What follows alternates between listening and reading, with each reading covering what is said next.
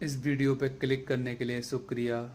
मेरा नाम है विपिन और आप देख रहे हैं अपना यूट्यूब चैनल पढ़ाकू पंडित। दोस्तों, ये यूट्यूब का मेरा पहला वीडियो है और इसमें मैं करने वाला हूँ भौतिकी प्रश्न पत्र का एनालिसिस। मैंने इस साल के 2 प्रश्न पत्रों को लिया है और उनकी एनालिसिस की है। तो आओ स्टार्ट करता हूँ।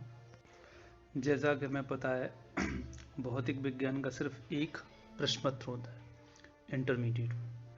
मोटे मोटे तौर पे हम इस भौतिक विज्ञान के कंप्लीट सिलेबस को हम 3 भागों में डिवाइड कर सकते हैं। पहला न्यूमेरिकल, दूसरा थ्योरी और तीसरा है डेरिवेशन। हालांकि ये तीनों एक ही चीज़ है। सबसे पहले एक थ्योरी होती है, उसमें कुछ रूल्स होते हैं। उस थ्योरी की हेल्प से हम कुछ डेरिवेशंस करते हैं, कुछ हम रिजल्ट्स निकालने की कोशिश करते हैं, कुछ फार्मूले का डेरिवेशंस करते हैं और with help of these formulas हम क्या करते हैं कि हम कुछ कॉन्सेप्ट लगा के फार्मूला यूज़ करके हम न्यूमेरिकल प्रॉब्लम्स को सॉल्व करते हैं। तो वो न्यूमेरिकल्स होते हैं। तो ऐसे ही सबसे पहले मैंने एक प्रश्न पत्र लिया है, ये है इस प्रश्न पत्र।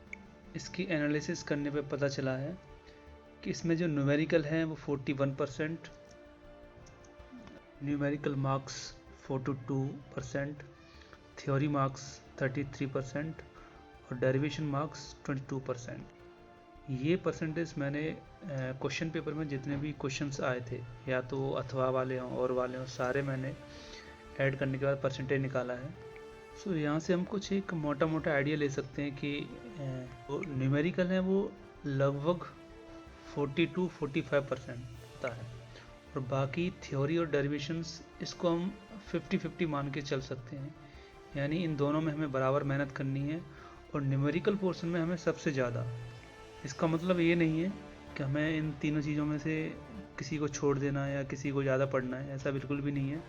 हमें पढ़ना सब है क्योंकि ये आपस में इंटरलिंक हैं और डिपेंड करता है कि अगर हमें न्यूमेरिकल्स पे ज़्यादा पकड़ बनानी है, नहीं हमें न्यूमेरिकल्स की प्रैक्टिस ज़्यादा करनी पड़ेगी बिकॉज इसका क्वेश्चन पेपर में वेटेज बहुत ज़्यादा आता है। ऐसे ही मैंने एक दूसरा पेपर लिया है, ये पेपर भी इसी साल का है।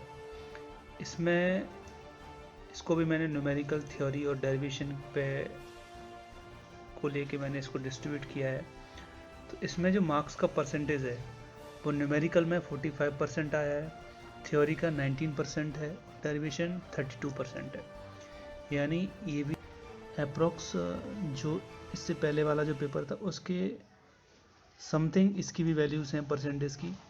यानी उसमें 42 था, इसमें 45 है, उसमें 33 था, इसमें 19 है और उसमें डेरिवेशंस पुराने वाले पेपर में था 22%, इसमें है डेरिवेशन 32%। यानी हम कह सकते हैं कि हमारा जो थ्योरी और डेरिवेशंस वो लगभग 25% में हम डिवाइड कर सकते हैं एवरेज, और बाकी हम न्यूमेरिकल्स को हम एज अ 50% मान सकते हैं।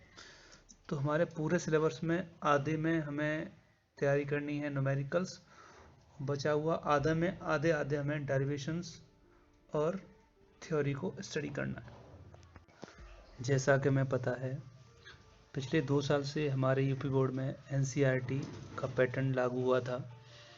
तो वो उस पैटर्न का जो मेन फोकस होता है वो प्रैक्टिकल और जो एक्सपेरिमेंटल चीज़ें होती हैं, न्यूमेरिकल जो प्रॉब्लम्स होती हैं उस पे ओरिएंटेशन ज़्यादा होता है।